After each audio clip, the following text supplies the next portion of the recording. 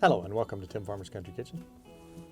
Hello, Mrs. Farmer. How are you? How are you today? Oh, good. You know what? A heat wave, it might break 30 today. I'm still a little cold, but it's almost 40. You know what, though this feels super warm Yeah. compared to what we've had.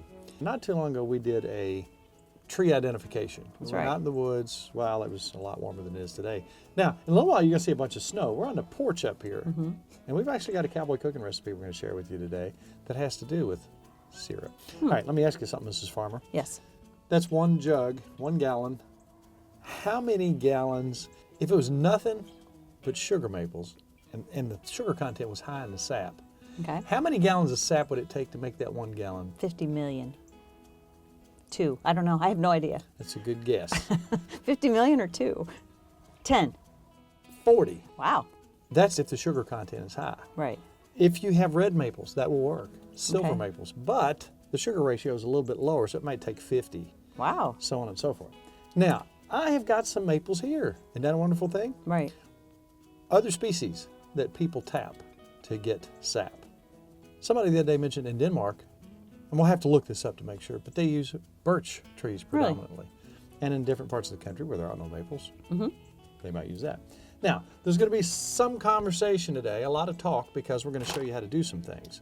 But the first thing we have to do is identify the tree. Later on, we're going to show you how to build some things that we got, hang them on the tree, show you how to tap the tree and collect the sap. But first, you have to identify the tree. Let's bring out a quick segment real quick, show you how to identify and mark a tree. Now, I just took some red paint.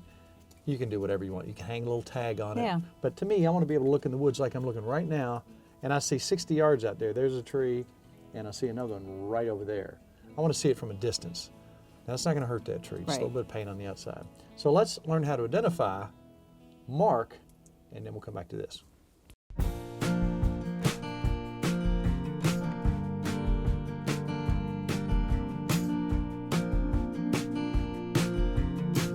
All right, let's look at some maple leaves. Let's look at this branch right here and look how they're individually coming out. You see that? Yeah. And look, there's 3 main veins here.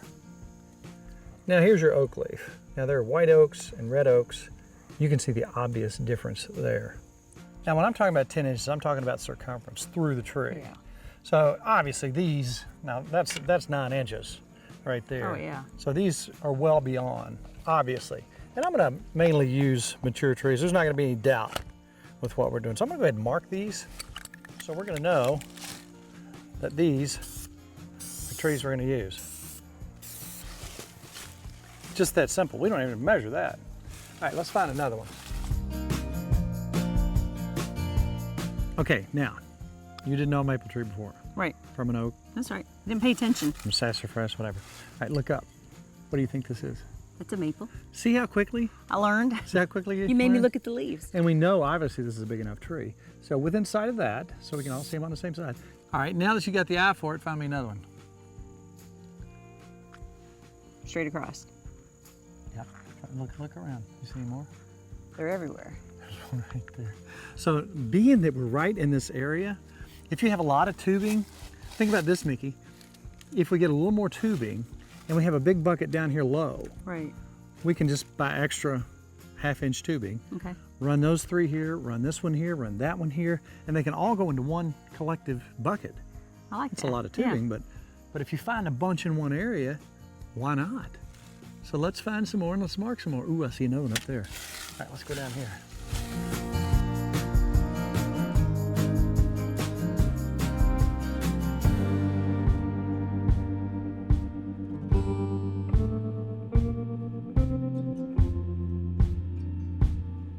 So what I'm thinking is the reality situation is we don't use a whole lot of syrup. We can start eating more pancakes. And you like your waffles every day? But if you're making it yourself You gotta have and it. it's natural and it's real, you know where it cook came with from. that. So I'm thinking the little tiny bottles Okay. as opposed to doing it a gallon at a time. So let's do a quart at a time and store it. And this thing has a long shelf life. Right. But as we collect this, that's the only ingredient. There's no additions. Really? That's it. You boil it down. So you take this, we'll build a fire outside. We'll find us an old kettle and we'll cook this stuff down. You skim off the top, kind of the bitter stuff as you go Right. along. And it reduces down like anything with sugar. in Really? It It reduces down until it gets the right color and the right thickness. You pour it off, Let's get a spoon Boom, and eat it. pancakes. There you go. So, we'll be back to follow up on this. And I'm telling you what, in a very, very, very short amount of time, 30, 40 trees, bam. Right. So, we got maple trees. Right. That's cool. The next step is to go out and tap them and so on and so forth. But other trees that people have tapped before, I've heard people talk about sycamores, but black Really? walnut. I've also had people tell me about taking shagbark hickory and taking it and boiling it. You get a type of syrup Really? out of the bark there. Now let's talk about where I got this stuff from. I got this from River Ridge Products. They're out of Wisconsin. And here's basically what it looks like. Let's just go ahead and build one, Nikki. Okay. We have our receptacle here, which is a heavy-duty food-grade plastic bag. And I like dealing with these because they're right on the tree, attached Right. to the tree. There's not a lot that can go wrong with tubing, so on and so forth. And we're doing it on such a small scale that why not? Okay. All right, now what we're going to do is go up to the top of this thing.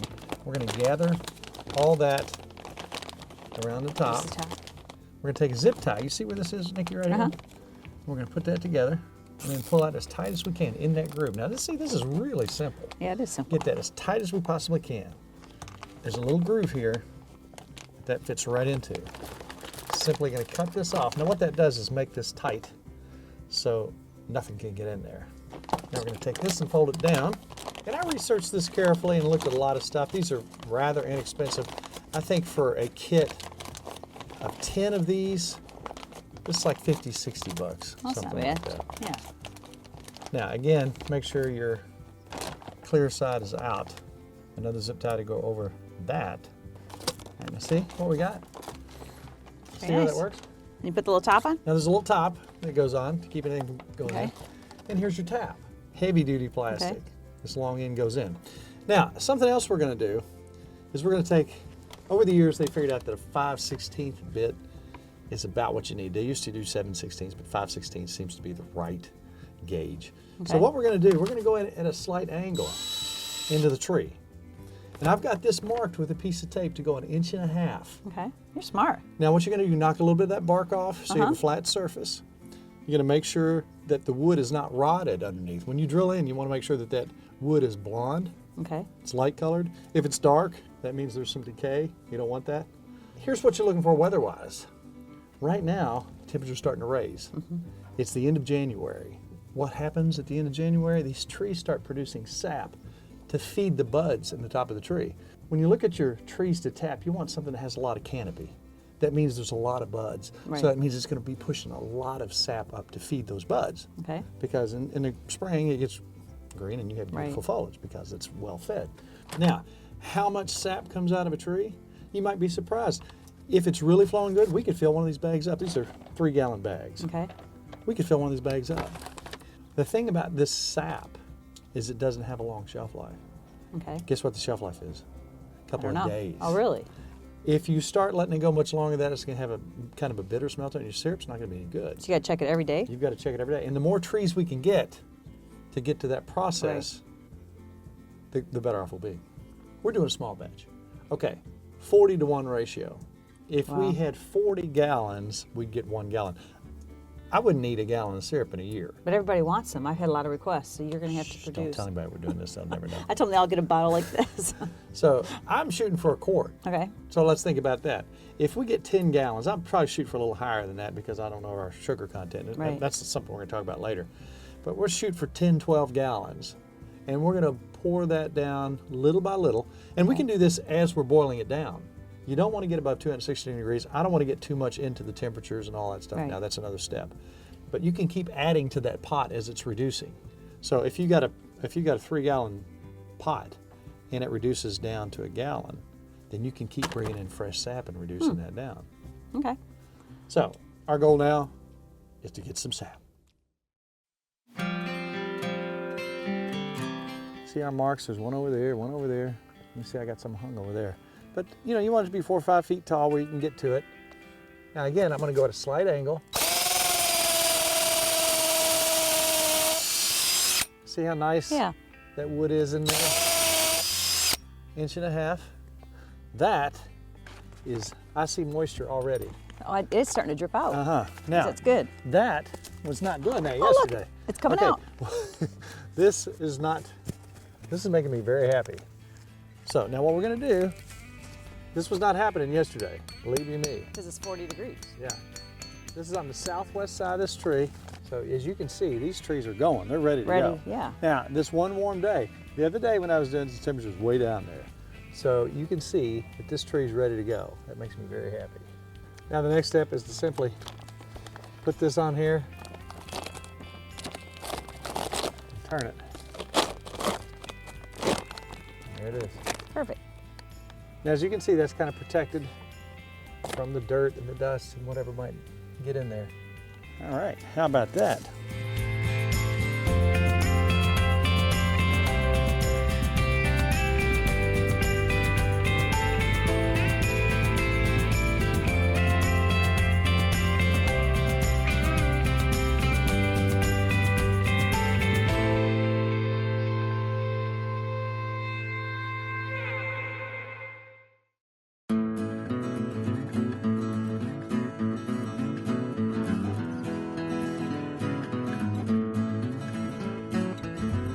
Look at that, Mrs. Farmer.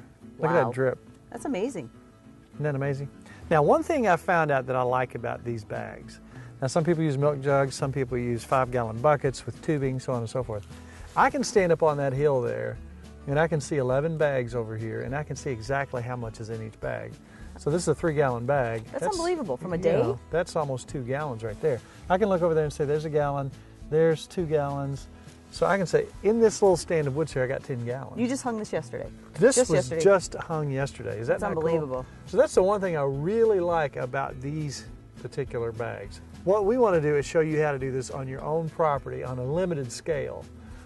We're not going to try to make 60 gallons of syrup. We're going to try to make a couple quarts. So no presents this year, just no for us. presents, Okay. unless they're like in thimbles. But we don't need a whole lot of syrup, but we did a very small batch the other day and it ended up really good. It was good. Now we did kind of 2 controlled batches, and what we found out is if you go too long, you're going to end up with candy. Yeah, and you like it's that too. good. You I ate mean, the it's sugar, and candy. you can kind of break that up, and it's almost Yeah. like brown sugar. So they did different things back in the day. Some people wanted the sugar, some people, and you can carry that with you and use it for a natural sweetener, or you can make syrup. Now, here's the thing about syrup that you buy in the store, and they got us the other day, all natural maple syrup. We get home and look at it, the all natural is all natural corn syrup, all natural brown sugar, all natural, duh. There Yeah. is no syrup in it. Maple extract, almond extract, sometimes some vanilla extract, whatever. If you go to buy maple syrup, pure maple syrup, you know what the ingredients are? 100% maple syrup. Sap. Boiled down, reduced into syrup.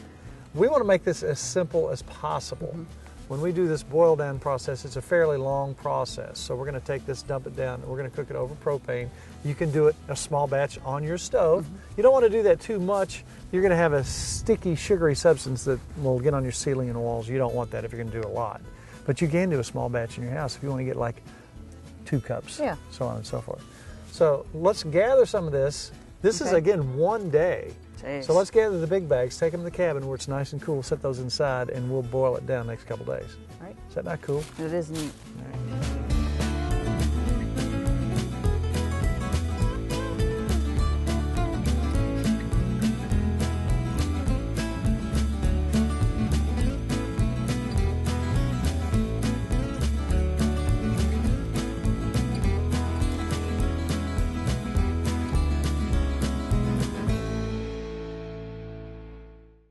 We've got our syrup. We gathered it up, we brought it up here, and now we're going to take just the straight bags, and we're going to take a piece of cheesecloth and just do a kind of a early filter. Right. Put some cheesecloth over there and pour it directly into a pan and get that going.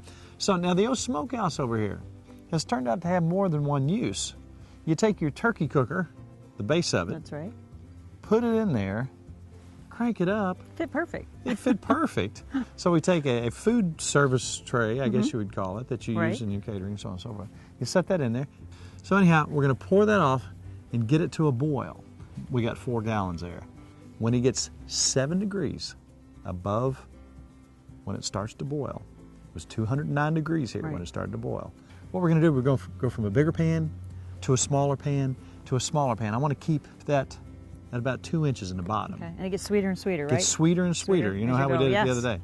So at 216 at the end, when we know we're about there, we pour it off, and we got syrup. Granny's cook stove. I remember Granny's cook stove and the warmth it used to bring, the kettle come to boiling, and the song it used to sing, the smell of biscuits baking, hearty vegetables in a stew, from the garden Granddad planted and then tended as it grew. There were fruit-filled pies and cobblers from the orchard on the hill, tasty golden crusted cornbread made from corn ground at the mill. Quite often on a Sunday, company would come to call, and the smell of chicken frying would come drifting through the hall. The women in the kitchen all helped Granny around the stove, while men folk gathered on the porch, children scampered to the grove. Winter, chilly mornings made it hard to face the day until Granny lit the cook stove and got breakfast on the way. As the ice and snows have melted, so too have passed the years.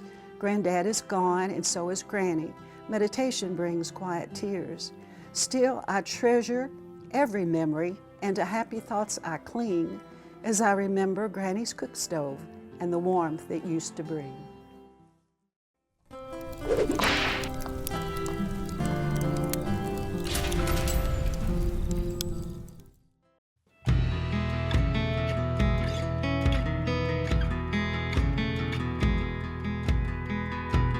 We're Cowboy cooking. Yay! It's been a long time because of rain, because of mud, because cameras. I'm a little cold, but this is not bad, No, this actually. feels like a heat wave compared Yeah. to what we've had. Because we're in the syrup mood, That's right. and this is a themed show. Pure maple syrup. Did you ever look at the price of pure maple syrup when you go to buy it? It's pretty expensive. Yes, it is. And there's a reason. That's a long drawn out process. It's not for the faint of heart, and you got to have trees. Right. That helps. And patience. And patience. But we do have a recipe today. We're going to start breaking this up into groups and different degrees of hardship involved in cooking. Okay. If it's really easy, it's going to be a pop tenderfoot. I like easy and quick. That's going to be a 1 Okay. on the scale of difficulty. Number 2 is going to be cowpoke. Okay. All right, that's a medium degree of difficulty. If it's long and drawn out and got a lot of steps, it's going to be 3, and that's going to be your ranger. Okay. Wow. All right, that's our 3 steps: 1, 2, and 3. Today, it's as easy as it can get. Yes, it is. This is a 1. This is for the tenderfoot. Now, why do we always use the briquettes? There's a reason for that. When we're doing it ourselves and we're out here and we got friends over, Right. we're just we got a big fire going and we're taking coals out and putting it right on the bucket. That's for the ranger, and that's for the guy who's been out here doing it for a while. For you folks who are just starting, we want to give you an idea how to eyeball it. And we're going to have 400 degrees today. Do you have any idea, Mrs. Farmer? How many on the bottom, how many on the top? 714. Close. 612. 17 and 8. Oh, really? Okay. 17 and 8. 400 degrees. Okay. So you 400. used I'm to off. use Okay. to 350. But what we're going to do is we've got these going over here. We're going to take these, put them on the bottom. The recipe is so simple. Now, Right. we had a syrup that we used to trick Nanny into eating carrots. That's right. So this secret syrup that we use to trick Nanny That's right. is basically maple syrup, some brown sugar, and butter. Because she didn't like just carrots, but you called it carrots. Carrots. she hated carrots. But she loves but carrots. Suddenly, when we made that syrupy mix of butter, brown sugar, and maple syrup, Carrots. the carrots were good. You could put that on shoe leather and eat it. And I it'd be know. good. It's delicious. So here's what we're going to do. You're in a hurry. You got to go tap your trees, feed your pigs, Right. or ride the mayor to town to get you some flour. Okay. Whatever you got to do, quick and easy. It's going to take about 20 minutes. Tell us what we're going to do, Ms. Farmer, that's absolutely delicious here. This is so simple. And it's kind of a breakfast, but I guess you could have it for a snack. And it just involves biscuits. When So- you don't have time to make your own dough, That's right. Just get a container of biscuits, and they're pretty cheap. You get a 4-pack for hardly Mm. anything. So we're going to take some biscuits, and we're going to open those up, put those in the pan, and we're going to let's let those cook a little bit. Let them Yeah. rise up a little Get a bit. little bit brown. Yeah.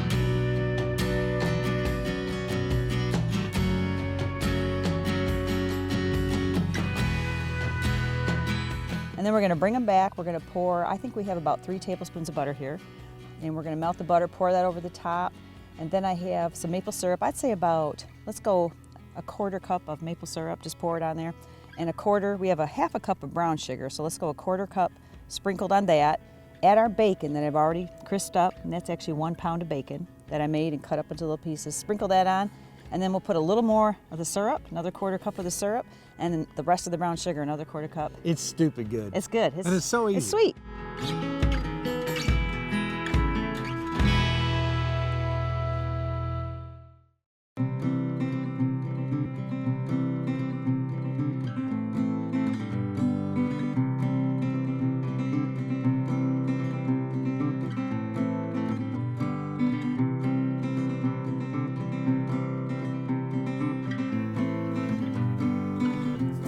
Can I just say that's ridiculous?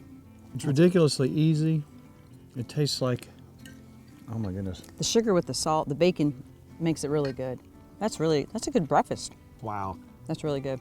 It's ridiculously easy, and it's wonderfully tasty. I would need it every day. But today, we're working hard, you know, we're tapping trees and stuff. Yum. That was so easy. If you don't have time, boom, you plop a bunch of biscuits in, you don't even have to mix up your Oh, dough. I love the Throw stuff- bacon. I just want to eat all the bacon off the bacon top. kind of candied Oh, into that. yes. Now that was one of our easiest recipes we've ever done. We've got more complicated stuff and anything from lamb to lizard. But if you need something sweet and you're starving right now and you got bacon and biscuits, you're Boom, good. Yeah. boom. Yum. And if you want to put that in your carrots, you can turn them into carrots. That's right. Get the vegetables to the grandkids. That's right. You know what, if you like this recipe, we've got 850 gazillion more out there. That's a lot. Where are they? TimFarmersCountryKitchen.com. Where? TimFarmersCountryKitchen.com. You're kidding me. No, I'm serious. Recipes, how-tos, billions of videos on things we've done, like building a smokehouse, tapping trees. Also, if you're on there, click subscribe. That way, when a new video comes out, boom, you know Right. about it. And since everybody's doing this Facebook thing nowadays, if you want to be our Facebook friend, how would you do that, Miss Farmer? Just go on there and hit like. Like. That's all you got to do, and you're on our Facebook page. We talk to people from all over the world on there. And now, as the wind starts to blow, it's all about Good times good friends. and good eats. I'm going to eat that one. I want the bacon. I don't blame you. Christmas time is right around the corner, and once again, you have to find a gift for that hard-to-buy-for family member on your list. At TimFarmersCountryKitchen.com, this problem is solved. That's TimFarmersCountryKitchen.com.